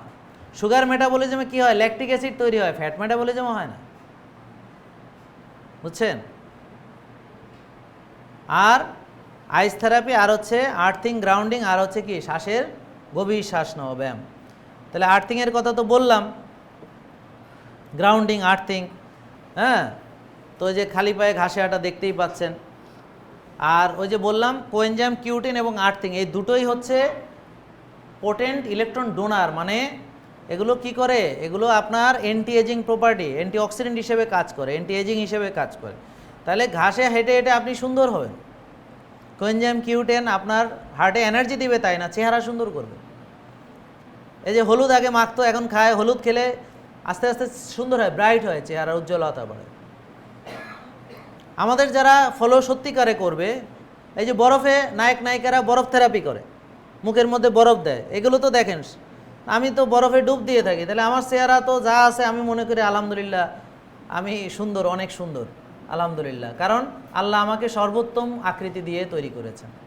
আমি যদি আমার চেহারার রোগের কারণে ভস্কাইয়া না ফেলি, তাহলে অবশ্যই আমি সুন্দর। তা আমার যেহেতু কোনো আলহামদুলিল্লাহ কোনো রোগ নেই, তাহলে অবশ্যই আমার চেহারা অনেক সুন্দর। আর আপনারা যারা সুস্থ তাদের চেহারা ব্রাইট, উজ্জ্বলতা আছে, তাকালে বোঝা যায় চেহারা ঝকঝক চকচক করে। আর যারা রোগী তারা মলিন চেহারা, মুখ টুক কুচকায় গেছে, চোখ কুচকায় গেছে, এখানে দাগ পড়ে গেছে, চেহারাটা মলিন হয়ে গেছে, এনার্জি নেই, যেখানে যায় না এরকম করে। আর বিছানায় শুলে আর ঘুমাইতে পারে না, তখন রাত 2টা বাজে, ঘুমাইতে পারে না। কিন্তু আর সব জায়গায় ঘুমাইতে পারে, এইখানে ঘুমাইতে পারে, বাসের মধ্যে ঘুমাইতে পারে, রিক্সার মধ্যে ঝাঁকুনির চোটে রিক্সা থেকে পড়ে যাওয়ার মতো অবস্থায়, শুধু ঘুমাইতে পারে না রাত্রে বিছানায় গেলে। কারণ কি? ওর সার্কাডিয়ান রিদম নষ্ট হয়ে গেছে। এতদিন উল্টাপাল্টা চলছে, রাত জাগছে, এখন বডিতে সব ক্লক নষ্ট হয়ে গেছে। এখন কখন জেগে থাকতে হবে আর কখন ঘুমাইতে হবে, বডি ক্লক শেষ, দেহ বডি নষ্ট হয়ে গেছে। যাই হোক, এটাও রিপেয়ারের জন্যে এটা দরকার। সকাল চেনাতে হবে, সূর্যের আলো চেনাতে হবে, দিন চেনাতে হবে, বিকেল চেনাতে হবে, সূর্য অস্ত চেনাতে হবে, বডিকে এগুলো ইনফরমেশন দিতে হবে যে এই এখন সকাল, এখন দুপুর। এই যে 5 ওয়াক্ত নামাজে মসজিদে গেলে এটা এমনি হয়, এই এখন সূর্য হেলে পড়েছে, এই এখন সন্ধ্যা হয়েছে, এই এখন রাত হয়েছে, এই এখন সূর্য উঠবে, এই এখন সূর্য মাথার উপরে। এইভাবেই আপনি চলতে থাকেন। একটা মোমেন্ট লোক যদি টাইম ল্যাপস করে দেখানো হয়, হ্যাঁ সকালে ওইটা অন্ধকারের মধ্যে যায় মসজিদে, আবার দুপুরে সবচেয়ে আলো যায় মসজিদে, মানে ওখানে মসজিদে ধরে রাখতে দেবে, ওখানে যাইতে আছে, এভাবে যাইতে বছরকে বছর যাইতেই আছে, যাইতেই আছে, যাইতেই আছে, যাইতেই আছে। টাইম ল্যাপস বুঝেন আপনারা? তার মানে ডিসিপ্লিন। বুঝেন এগুলা? আল্লাহ কি পছন্দ করে? কথা কয় না, বলেন আল্লাহ কি পছন্দ করে? ডিসিপ্লিন পছন্দ। এটার প্রমাণ নানাভাবে আল্লাহ দিয়েছেন, ওটা নিয়ে আলাদা আলোচনা, ওটা 2-3 ঘন্টার আলোচনা। তাহলে অ্যান্টি অক্সিডেন্ট মানে কি? আপনাকে তরুণ রাখবে, ভালো রাখবে। আর ওই সিম্প্যাথেটিক আর প্যারাসিম্প্যাথেটিকের একটা ব্যালেন্স তৈরি হবে, যে আপনার জীবন থেকে তো আর বস চলে যাবে না, চাকরির টেনশন চলে যাবে না, এগুলো কিছুই চলে যাবে না। তো এগুলোর ভেতরেই আর একটু প্যারাসিম্প্যাথেটিকটা ভালো থাকবে, মানে এগুলো নেওয়ার মতো আপনার স্ট্রেংথ তৈরি হবে।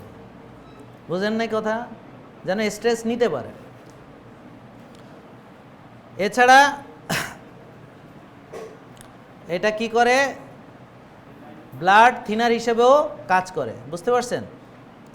আর হচ্ছে আমাদের যে অক্সিজেন, মানে আমাদের যে ইউটিলাইজেশন সেলের ভিতরে, এগুলা লেগ ক্রাম্প হয়, যে অনেকের রেস্টলেস লেগ সিনড্রোম হয়, ডায়াবেটিস রোগীর, এগুলো হয় না, এগুলো থেকেও বাঁচায়। আরও আছে অনেক কিছু।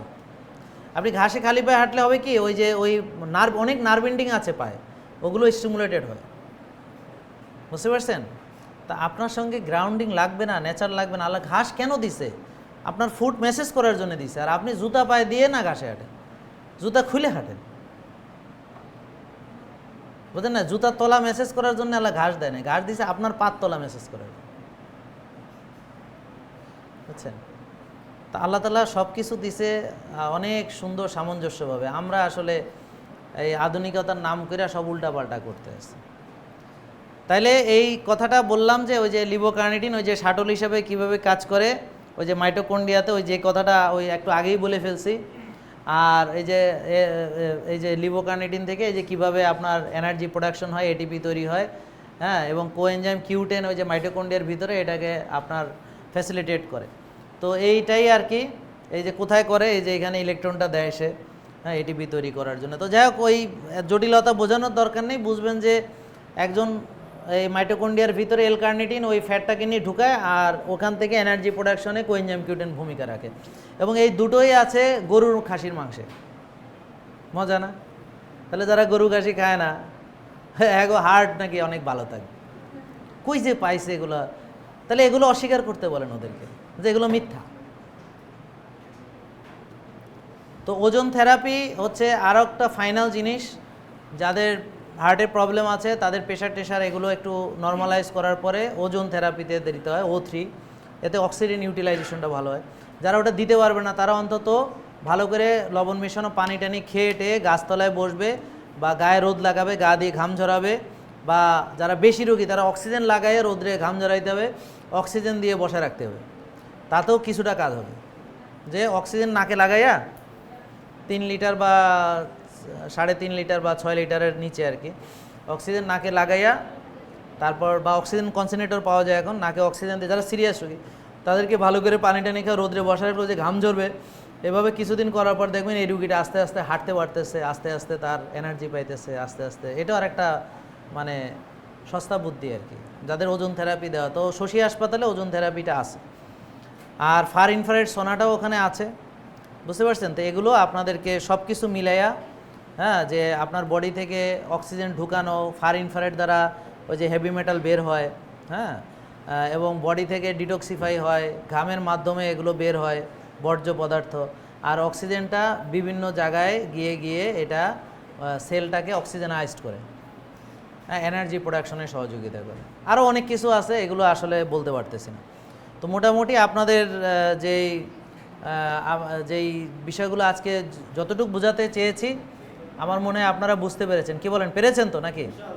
তার মানে এখানে আমরা যেটা করলাম সেটা হচ্ছে, আপনারা এগুলো জটিল রোগ নিয়ে একা একা ট্রাই না করে এখানে আসুন, বিনামূল্যে আমরা ডাক্তার দেখানো, কাউন্সেলিং করানো, নিউট্রিশনিস্টের আন্ডারে থেকে, ডাক্তারের আন্ডারে থেকে, আপনারা কোনো ভিজিট না দিয়ে, পেমেন্ট না করে এই যে সেশনে অংশগ্রহণ করলেন, এটা এরকম সেশনে আমরা কোনো চার্জ রাখিনি, বই পেলেন, তারপরে রিপোর্টে 20% ডিসকাউন্ট পাবেন, রিপোর্ট দেখাতে আসলে টাকা লাগবে না, ফলো আপে আসলে টাকা লাগবে না। এভাবে আপনি যতদিন ভালো না হন আমরা আপনার সঙ্গে আছি। আপনাকে ইনশাল্লাহ ওষুধ মুক্ত না করা পর্যন্ত আমাকেও শান্তি নেই, বললেন কথা? এখন আপনাদের কাজ হচ্ছে এগুলো মেনে চলা, যে যতটুকু পারি আমরা মানব। এবং মানার সময় খেয়াল রাখবেন যে লিসেন টু ইউর বডি, আপনার বডি ল্যাঙ্গুয়েজ বোঝার চেষ্টা করবেন। ডোন্ট ডু এনিথিং, মানে এমন কিছু করবেন না যেটা আপনার নিজেরই ক্ষতি হয়। যে আপনার রোজা রেখেছেন, খুব ক্ষুধা লাগেছে, আরে বাবা খেয়ে ফেলুন, অসুবিধা নেই, কালকে রাখবেন বা পরে 2 দিন পরে রাখবেন। আপনার একটা ব্যায়াম করতে গিয়ে দেখছেন যে এটা আপনার জন্য একটু বেশি, তো আপনি কমায় করেন। একটা ওজন নিলেন, মনে হয় এটা বেশি, তাহলে আরও কমায় নেন। বা মনে হচ্ছে ওজনই নেওয়ার দরকার নেই, খালি হাতে আগে করেন, তারপর নিয়েন। এভাবে প্রতিটা ধাপ আপনাকে নিজের, দেখেন আমি আপনাকে নলেজ দিচ্ছি, আপনি নলেজটাকে ব্যবহার করবেন। আর আমাদের এখানে এই যে হুমায়ার মাপা, সি পেপটাইড মাপা, টিজিএইচডিএল রেশিও মাপা, সিআরপি মাপা, ওই যে অক্সিডাইজ কোলেস্ট্রল টিজিএইচডিএল এর দিয়ে বের হবে, তারপরে আপনার ভাইটামিন ডি, তারপর কারো কিডনিতে সমস্যা ইজিএফআর, সিরাম ক্রিয়েটিনিন, লিভারের জন্য এইচজিপিটি, বুঝতে পারছেন? এবং যাদের ইলেকট্রোলাইট প্রবলেম আছে, যে সিরাম ইলেকট্রোলাইট যেগুলো বা অন্যান্য যাদের যেটুকু দরকার আমরা চেষ্টা করেছি। বা এখন যেহেতু কোভিডের সিজনের পরে এখন আসলো হলো যে এই ডেঙ্গি নাকি, তো এখন এই ডেঙ্গিতে এখন অনেকেরই ওই যে আবার দেখা যাচ্ছে সিবিসিতে প্ল্যাটলেট কমে যাচ্ছে, তো আমরা সবসময় হিমোগ্লোবিন, প্ল্যাটলেট এগুলোও দেখার চেষ্টা করছি রুটিন হিসেবে। আমাদের এখানে এর বেশি আমরা টেস্ট করাতে বলি না, কারণ আমি দেখলাম যে এগুলো যদি কারো ঠিক রাখা যায় তাহলে বাকিগুলো অটোমেটিক ঠিক হয়ে যায়। এখানে অনেক দামি দামি আরও অনেক পরীক্ষা আছে, আমি এখানে সবচেয়ে কমের ভিতরে যতটুকু করা সম্ভব রাখার চেষ্টা করছি। তারপরে সবচেয়ে ভালো মেশিন ব্যবহার করে আবার 20% ডিসকাউন্ট রাখতেছি, যাতে আপনাদের আরেকটু সাশ্রয় হয়। আসলে আমি চেষ্টা করি সবসময় আমার টিমের সাথে ফাইট করে কিভাবে আপনাদের সুবিধা বাড়ানো যায়। তা ওরা আবার খেয়াল রাখে যে কিভাবে প্রতিষ্ঠানকে চালাইতে হবে, যে আমি যদি বেশি ছাড় দিই তাহলে প্রতিষ্ঠানে দেউলিয়া হয়ে যাবে, তো প্রতিষ্ঠানকে বাঁচিয়ে কিভাবে চালাইতে হবে। তো ওরা এই জন্যে হয়তো আমাকে সব কিছু করতে দেয় না। আর আমারে সুযোগ দিলে আমি সব বিনামূল্যে দিতাম, টেস্টও বিনামূল্যে করাইতাম, প্রোডাক্ট এনে সব বিনামূল্যে দিয়ে দিতাম, যে আগে খাইয়া দেয়া ভালো হও, তারপর দোয়া করো। তো দোয়া করেন, যদি আল্লাহ সেই ক্ষমতা দেয় সেটাও করবো ইনশাআল্লাহ। তো আপনারা আমাদের জন্য দোয়া করবেন আর নিজেরা ভালো থাকার চেষ্টা করবেন। আর শেষে কয়েকটা কথা বলি, আপনারা একটু বসেন, শেষে কয়েকটা কথা বলি। সেটা হচ্ছে কি, কোনো একটা বিষয়ের উপরে ফোকাস করবেন না। যে কোনো রোগের চিকিৎসায় সার্বিক সকল বিষয়ে ফোকাস করবেন, যেমন আপনি কি খাচ্ছেন, কখন খাচ্ছেন, কতটুকু খাচ্ছেন, রোজা রাখছেন কিনা, বা ব্যায়াম করছেন কিনা, বা শ্বাসের ব্যায়াম করছেন কিনা, কখন ঘুমাতে যাচ্ছেন, কয় ঘন্টা ঘুমাচ্ছেন, উঠছেন কখন, রোদে যাচ্ছেন কিনা, ঘাসে হাঁটছেন কিনা, বরফ থেরাপি করেন কিনা, হট কোল্ড শাওয়ার করেন কিনা, কি ধরনের ব্যায়াম করেন, সাঁতার কাটেন কিনা, বা সাইকেল চালান কিনা, বা আপনার ক্যাপাসিটি মানে কত ভেরিয়েশনস আছে কিনা, তো এবং আপনার মানসিকতা কেমন, এবং আপনার আত্মিক অবস্থা কেমন, আত্মার বিষয়টা ফোকাস করতে হবে। এবং আল্লাহর উপর তাওয়াক্কুল করেন কিনা, ভরসা করেন কিনা, আল্লাহর কাছে রোগ মুক্তি চান কিনা। হ্যাঁ, তো সব কিছু মিলিয়েই আপনার একটা সুস্থতা। এখানে মানে এটা কোনো একটা যে হলুদ খেয়ে ভালো হয়ে যাবেন ব্যাপারটা এরকম না, বা জয়েন্ট গার্ড খেয়ে ব্যথা কমে যাবে এরকম না। মানে অনেক কিছু যখন একত্রিতভাবে একটা মানে আমি সার্কাডিয়ান রিদম সব ঠিকঠাক মানবো, তখন বডিতে ব্যালেন্স তৈরি হবে। আর ব্যালেন্স হলে রোগ ভালো হবে আপনার বডির ইমিউন সিস্টেম দ্বারা। রোগ কেউ ভালো করতে পারে না, আপনার বডিতে আল্লাহ ডাক্তার দিয়ে দিয়েছেন। রোগ ভালো হবে আপনার বডি রোগটা ভালো করবে, কিন্তু এই বডিকে সব নিউট্রিশন দিয়ে, সূর্যের আলো দিয়ে, ভিটামিন দিয়ে, ভালো ঘুম দিয়ে একে আপনি হেল্প করবেন। বাজে খাবার না খেয়ে, বুঝলেন না কথা, তাকে হেল্প করবেন। কারণ কি, একটা ডাক্তার না দিয়ে আল্লাহ আমাদের পৃথিবীতে পাঠান নাই, সেই ডাক্তার আপনার ভেতরেই আছে। এটাকে বলে আপনার ইমিউন সিস্টেম। হযরত আদম আলাইহিস সালামকে ইমিউন সিস্টেম দিয়ে পাঠিয়েছিলেন, এবং আমাদেরকে ইমিউন সিস্টেম দিয়েই পাঠিয়েছেন। এখন আমাদের ইমিউন সিস্টেম কাজ করতে পারে না বিধায় আমরা রোগী হচ্ছি আর আমরা ওষুধ নির্ভর হচ্ছি। কিন্তু আপনার ইমিউন সিস্টেম ভালো কাজ করতে পারলে আপনার নিজের শরীরই নিজেকে চিকিৎসা করার জন্য যথেষ্ট প্রমাণিত। বুঝলেন কথা? এই যে বনের প্রাণী অসুস্থ হলে কোন ডাক্তার দেখায়? সে না খেয়ে থাকে, তারপর আস্তে আস্তে ভালো হয়ে যায়, সে অটোফেজি করে ভালো হয়ে যায়। দেখেন অবস্থা। যখন পৃথিবীতে ডাক্তার ছিল না, ওষুধ ছিল না, তখন কেমনে মানুষ ভালো হয়েছে? আপনারা ভাবেন না কেন? তাহলে আমি বলবো যে আপনারা একটু ভাবুন যে আসলে আগে কিভাবে মানুষ চলছে, যখন ওষুধই ছিল না, ডাক্তারই ছিল না, তখন কেমনে মানুষ মিলিয়ন বছর ধরে মানুষ কেমনে ভালো থাকছে। আর আমরা কেন এত ওষুধ নির্ভর হচ্ছি, ডাক্তার নির্ভর হচ্ছি, পরনির্ভর হচ্ছি? তাহলে আপনারা এভাবে ভাববেন, ঠিক আছে? আর এগুলো সবাইকে ছড়াবেন না, বলবেন না সবাইকে। এখানে আমাদের যে মানে এখানে তো আসলে আজকে আমাদের পরিবেশটা এখানে ভালো না। আমরা যেখানে যাচ্ছি ইনশাল্লাহ আগামী 7-8 দিনের ভিতরে যাব। ওখানে গেলে আপনাদের পরিবেশ পছন্দ হবে, ভালো লাগবে। আরও অনেক সংখ্যায় লোক আসলেও কোনো অসুবিধা হবে না। তা আমাদের জন্য দোয়া করুন। আসসালামু আলাইকুম।